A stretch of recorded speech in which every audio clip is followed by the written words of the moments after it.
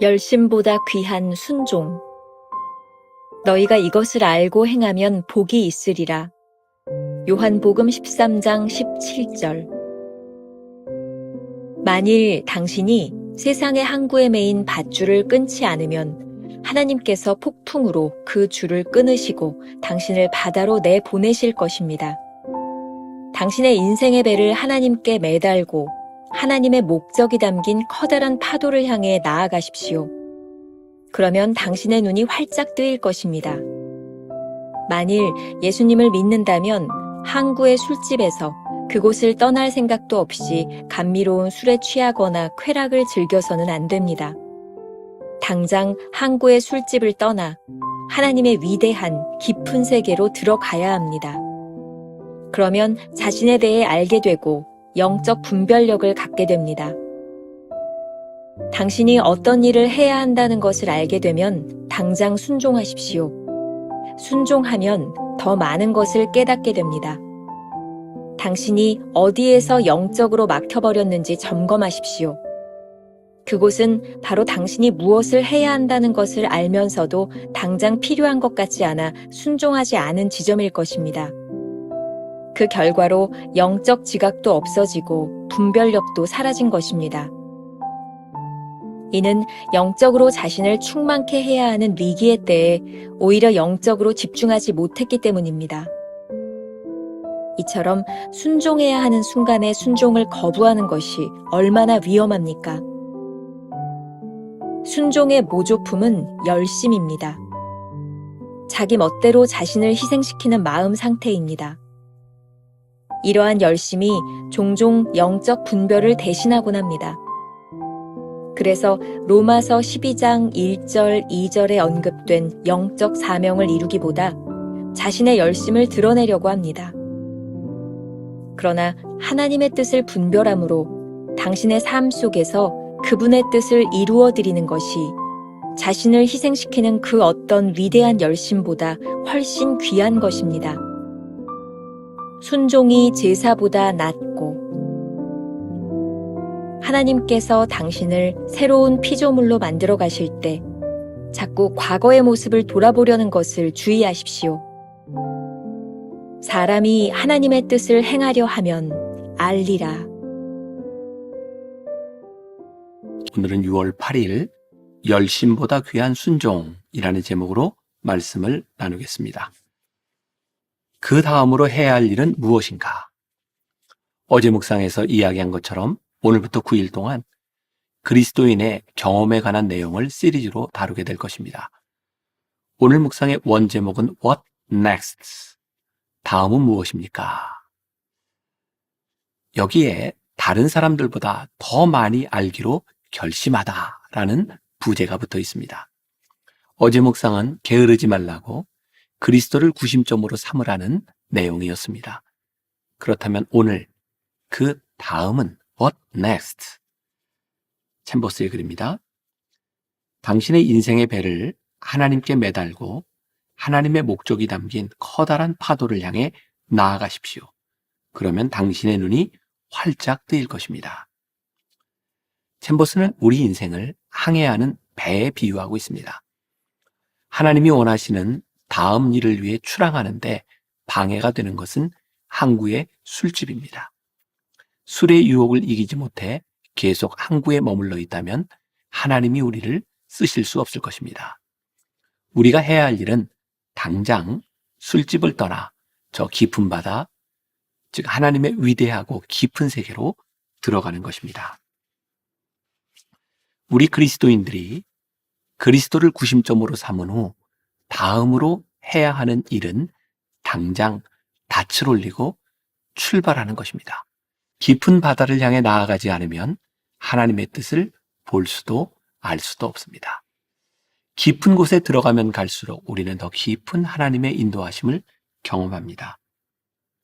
그렇다면 닻을 올리고 깊은 바다로 나아가기 위해 우리에게 필요한 것은 무엇일까요? 챔버스는 순종해야 하는 순간에 순종을 거부하는 것은 영적으로 위험한 일이라고 말합니다. 순종해서 닻을 올리는 순간 더 많은 것을 깨닫게 됩니다. 지금 순종하지 못한다는 것은 어딘가 영적으로 막혀 있다는 증거입니다. 챔버스가 이렇게 말하죠. 그곳은 바로 당신이 무엇을 해야 한다는 것을 알면서도 당장 필요한 것 같지 않아 순종하지 않는 지점일 것입니다. 순종해야 할 때에 순종하지 못하면 영적 막힘을 경험합니다.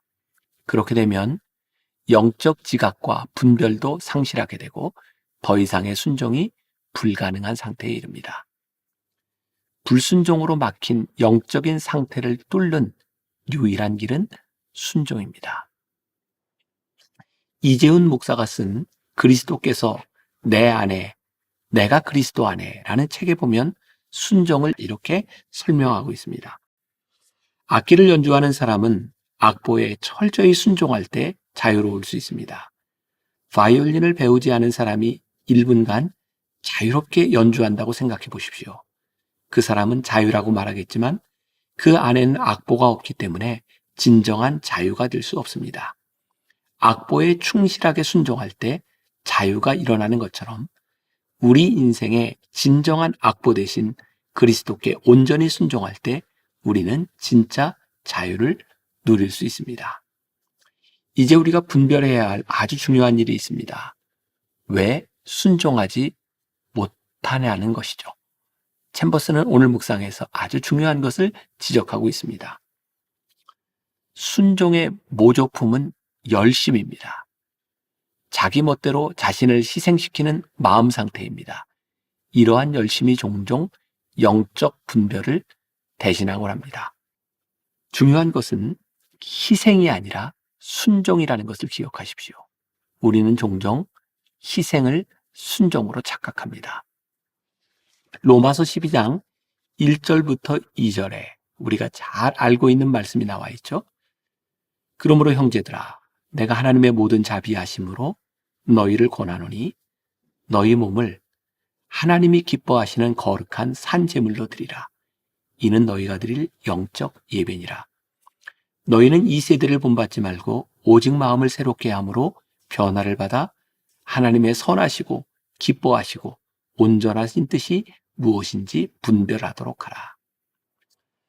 사도 바울은 예배드리는 자들에게서 동일한 위험을 보았습니다. 제물을 드리기는 하지만 하나님께서 기뻐하시지 않는 제물도 있다는 것입니다. 이처럼 우리의 열심도 하나님께서 받으시지 않는다면 얼마나 불행하겠습니까?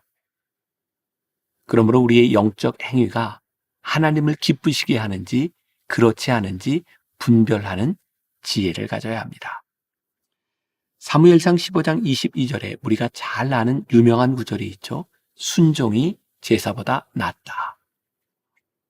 사울왕은 이방 족속과의 전투에서 승승장구합니다. 그러나 사무엘을 기다리지 못하고 자신의 생각과 열심만으로 제사를 드린 사울왕을 하나님이 버리십니다. 하나님은 열심히 일하며 전쟁에서 승리한 사울왕이 아니라 순종하는 사울왕을 원하셨던 것입니다. 오늘 본문 요한복음 13장 17절이 우리들에게 이렇게 말하고 있습니다. 너희가 이것을 알고 행하면 복이 있으리라. 성경에는 순종하지 않고 자기 열심을 가지고 살았던 사람들의 이야기가 넘쳐납니다. 그리고 그들로 인해 하나님의 마음이 얼마나 아프셨는지를 볼 수 있습니다. 수년 전에 읽었던 책 중에 팀 켈러 목사님이 쓴 팀 켈러의 탕부 하나님이라는 책이 아주 인상적이었습니다. 이 책에서 팀 켈러 목사님은 우리가 지금까지 주인공으로 생각했던 탕자와 더불어 큰 아들과 아버지를 모두 주인공으로 삼습니다. 아버지와 함께 살며 도덕적, 윤리적 기준을 따랐기 때문에 효자처럼 보였던 큰 아들을 또 하나의 탕자로 본 것입니다. 그가 탕자인 이유는 돌아온 동생을 아버지처럼 기쁘게 맞이하지 못하고 외면하며 불평을 쏟았기 때문입니다. 큰아들은 그동안 아버지께 열심히 충성한 것에 대해 보상받지 못했다는 생각을 가지고 있습니다.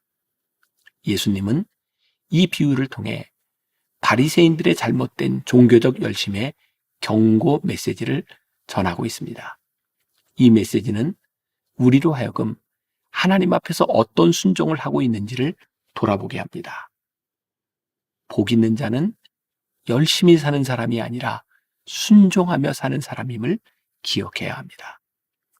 열심보다 귀한 순종을 생각하며 닻을 올리고 항해를 시작해야 합니다. 우리의 제사를 하나님이 받지 않으신다면 우리는 순종이 아닌 우리의 열심을 드리고 있는 것입니다. 오늘 하루 이런 질문을 가지고 살아봅시다.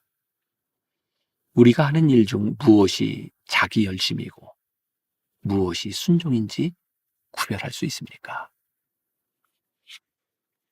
기도하겠습니다. 오늘 묵상을 통해 우리의 열심보다 순종이 더 귀하고 중요하다고 하는 것을 깨닫게 하셨습니다. 때때로 우리가 열심으로 인해 하나님의 마음을 대신하려고 하는 이기심이 우리 틀 속에 있지 않은지 돌아보게 하여 주옵소서. 하나님은 우리에게 희생을 요구하는 것이 아니라 순종을 요구하심을 깨닫게 하여 주옵소서. 지금 우리의 마음속에는 하고 싶은 일들이 참 많이 있습니다. 과연 그 일이 하나님께 순종하는 길인지, 그것이 우리들의 욕심인지를 분별할 수 있는 지혜를 허락하여 주옵시고, 그것이 온전히 순종이라고 생각될 때 믿음으로 저 넓은 바다를 향하여 닻을 내리고 항해할 수 있는 순종의 발걸음을 내디딜 수 있는 귀한 성도들이 되게 하여 주옵소서. 용기 있는 사람들이 되게 하여 주옵소서. 분별이 있는 사람들이 되게 하여 주옵소서. 예수님의 이름으로 기도했습니다. 아멘.